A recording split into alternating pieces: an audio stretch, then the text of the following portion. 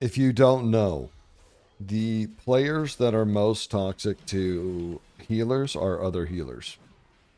Like when I get a healer in my time walking, I like to work them out. You hear me? Because the truth is, all great healers are actually born in trauma. Yeah, that's how you get really good at healing. You just put them in situations where they're like, oh shit, oh shit, oh shit, over and over. That forces them to reach really deep into that cooldown bag of goodies that they have. And then over time, because there's been so much trauma and bad play that they've been exposed to, it just becomes muscle memory. They hate it sometimes, but when they try to go to play a DPS or something, they always come back to healing. It's like a really bad case of battered wife syndrome. Like they're just so used to the abuse, they have to have it that way now. And so that's why when you get these healers in time walking, just get you a scoop. Go in there, get a scoop, and don't be worried if you aggro it. Don't worry about all that. See, we're going to grab this fella too. We're just going to make this whole thing a party. And this is what's good for him. That's the scariest part of being a healer. It's not learning the class. Learning the class is the easy part. The scary part of becoming a healer in World of Warcraft is what you have to become. Because you have to go into the darkest, dumbest place in all of humanity. Then you get that MMO Dunning-Kruger effect, where the worse the player is, the better they think they are. It's a chaos cocktail, and in that acidic, toxic wasteland is where a healer is made. That's where you gotta go if you really want to learn how to heal in World of Warcraft. Sometimes you're healing people that are talking shit to you. Like, it's really wild.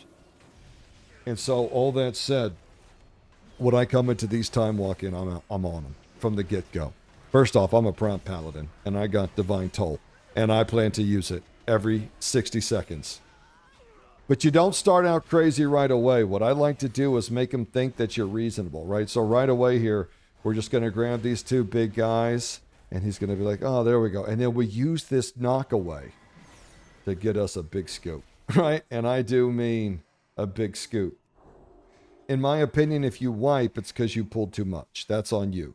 You shouldn't be pulling enough to wipe, but I really like to test the limits, and I'm willing to take a wipe or two to teach a healer a lesson. That's where you've got to go, and that's something to remember, right? Because there's going to be some of you guys are very wholesome out there, and you're going to be like, I don't want to wipe the group.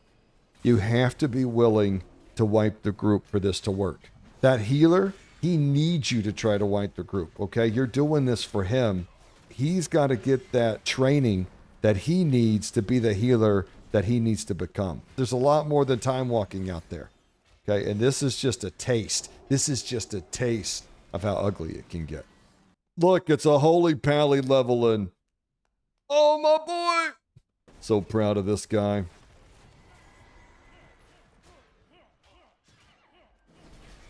There we go. We just bring it all in here. Now make sure you hit the cooldowns. Don't be a jerk. Plus, he's a paladin. He needs to know how prompt paladins pull. We got Divine Shield for a reason. We got to have a talk about this retail class design too. Let me just start this by saying, I hear you retail community when you say that Classic is too simple and that the specs kind of suck. And that most certainly the specs you like to play in retail, like maybe you like to be a red paladin, it sucks pretty bad. I get that you can make anything work, but let's just be honest, Sela Casino sucks. However, can we talk about how in retail now that you're damn near like global cooldown locked and you really can't, I mean, there's times I really can't even fit all my abilities and charges. I'm just kind of on this priority system. And then it's like, if I have a priority system because I have so many spells and abilities that are just waiting to be used, then doesn't that also beg the question that could some of this stuff not be taken off then?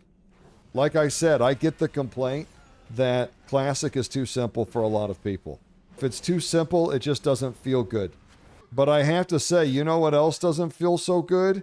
Is when you have to spam an ability every global. Like, it's like, God, Why can't I just activate my abilities and my guy just get to blocking things for a little bit? Do I need to hit it every 3 seconds? I mean, look, I got 2 charges of Judge, 3 charges of Hammer of the Righteous or whatever. I got to stack this buff, get my Consecrate down, throw out my shield, get my shield procs. I mean, it's just too much. I just don't know that having to hit an ability every second for optimization is always great. I mean, it's cool if there's times where you're in a flow or you pop a cooldown, but as a standard rotation, I'm just not sure that I believe that having to hit the same buttons 12 times instead of 6 is that much better game design.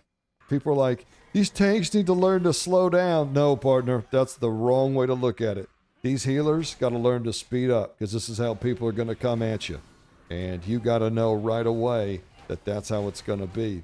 And if you don't know, you need to learn quickly. And look here, we've got a tanking and healing special going on. A lot of healers like to queue up during this time. Get that extra package.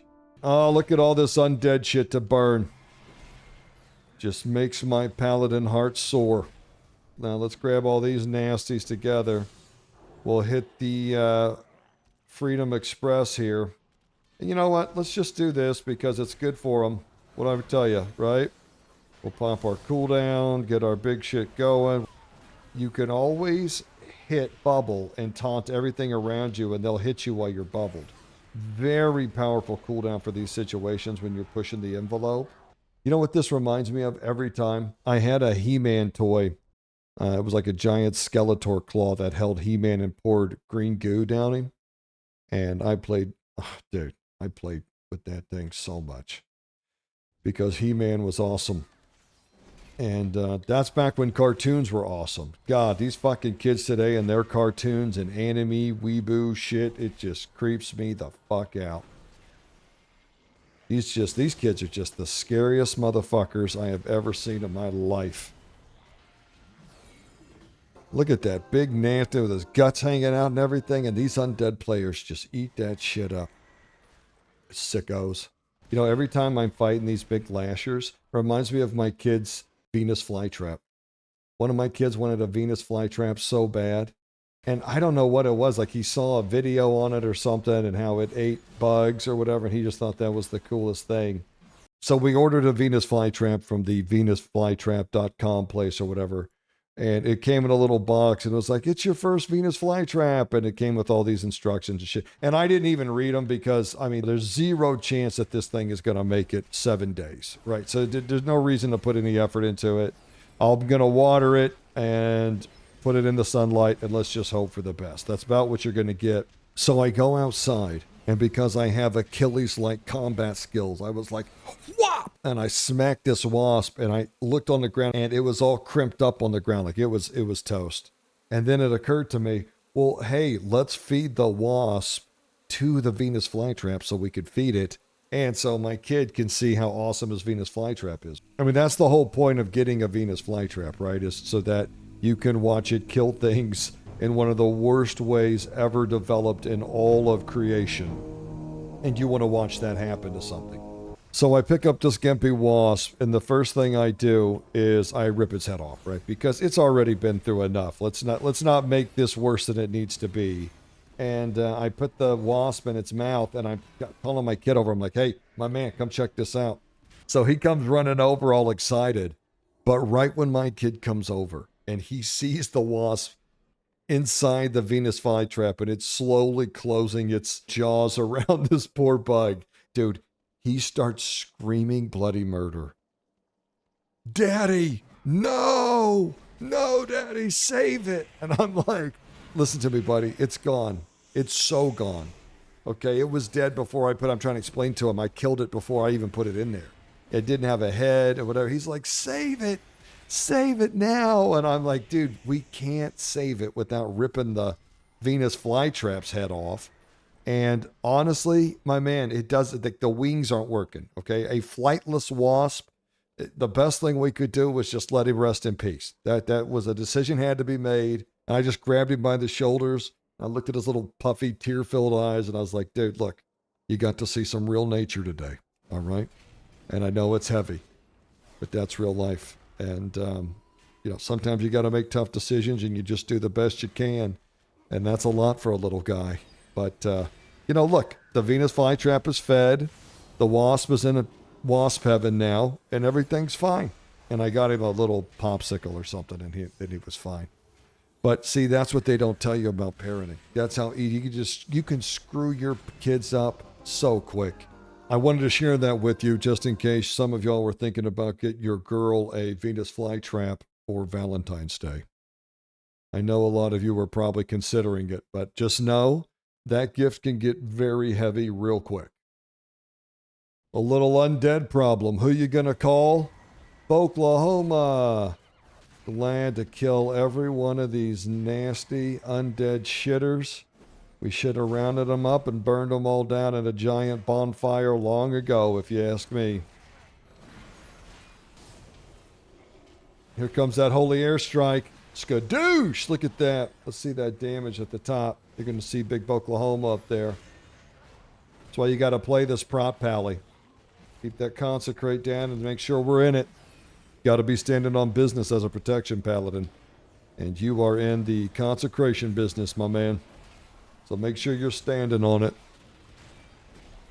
I don't like bringing bosses with me and just dragging them through the dungeon. Some guys try to pull like the entire dungeon at once. I don't like that. I feel like every optimal dungeon run, especially these low-level ones that you're trying to knock out quickly, kind of has an optimal flow to it, right? And there's a lot of factors involved, from how much damage is going out to the dungeon, like how much stuff can you grab at one time and what are the abilities of the shit you're grabbing. Stuff like that all comes into play. But for the most part, I just try to have a really smooth flow. Oh, look at this big demon fuck.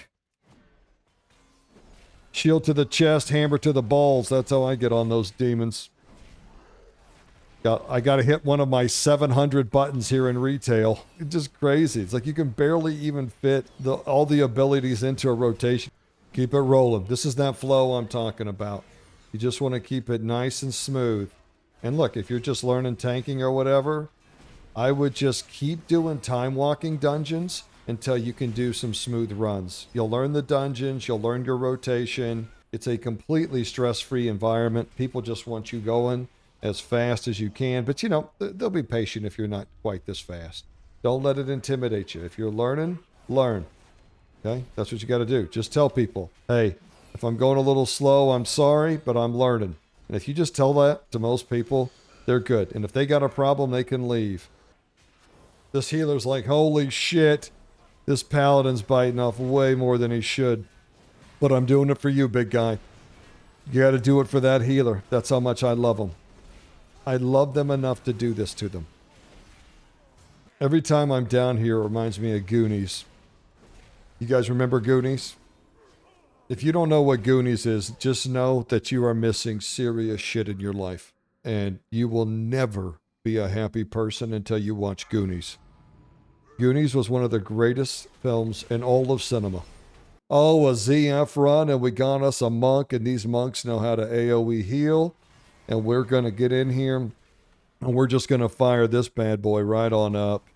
Grab me a pair down here, too. We'll come around the corner.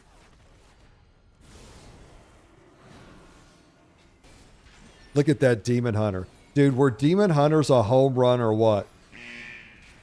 Demon Hunters were such a home run. When you first played that Demon Hunter and you checked it out, and you got up and you I-beamed the shit out of everything in front of you, that was one of the best video game experiences ever. You were like, holy shit, and you were zipping around and flying and gliding all over, and it came out in Legion, so it just had a beautiful theme for that expansion. When you get a good group like this and you can just come through and crush these, it's actually a lot of fun. It's one of my favorite things to do, actually. I love me some time walking. It's low stress, and honestly, some of the rewards are really nice. Some of the stuff you can get with Time Warp badges. And if you're an Altaholic, it's a great way to unlock and upgrade all of the leveling gear. Oh, look at the Battle Llama. Get down on it, da-na-na. Get down on it, da-na-na. When you get one of these big boy DPSs, you ride that thing. You take that wave. It's going to smooth out that run, make it a dream for you. And you just go. Just go. Who gives a shit? Grab it all. Grab all this shit. Grab these snakes. Grab everything. You know why? Because your big dick DPS is going to make it all okay. Beautiful. All right, we covered a lot this episode, but the main thing to take away is that when you get these healers in these time walking dungeons, exercise them. Get that HPS pumping, baby. Either they rise to the occasion or we all die trying to get them there. And that's the way it's gotta be. Oklahoma out.